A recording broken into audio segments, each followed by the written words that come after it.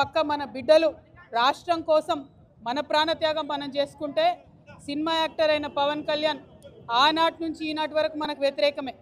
ఇవాళ కూడా ఆయన మాట్లాడుతున్నాడు, తెలంగాణ నాయకుల దిష్టి కళ్ళతోని కోనసీమ పాడైందంటున్నాడు. మనం ఎన్నడూ దిష్టి పెట్టలే. కోనసీమ బాగుంది, కోనసీమ ఎట్లుందో అట్లా తెలంగాణ కావాలనుకున్నాం తప్పితే ఏనాడు కూడా తెలంగాణ బిడ్డలకు మనసు చిన్నగా ఉండదు, పెద్దగా ఉంటుంది, పెద్దగా ఆలోచిస్తాం. మేము ఇప్పుడు కూడా చెప్తా ఉన్నాం, పవన్ కళ్యాణ్ గారు మా రాష్ట్రం ఏర్పడి 12 సంవత్సరాలు అయింది.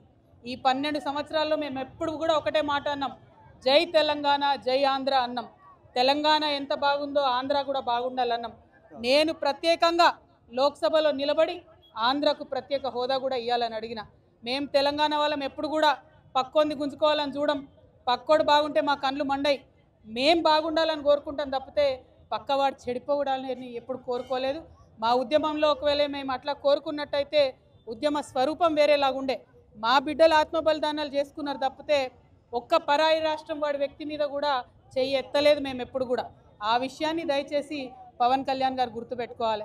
ఆనాడంటే మీరు సినిమా యాక్టర్ ఏమన్నా నడిచింది, ఇవాళ మీరు డిప్యూటీ చీఫ్ మినిస్టర్.